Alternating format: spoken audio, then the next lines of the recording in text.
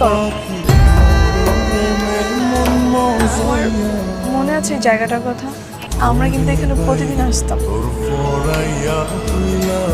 মনে করি আর লাভ কি, তুই তো এখন অনেক বড় লোক বাড়ির বউ, ভালোই আছে। তোমার মনে রাখা উচিত।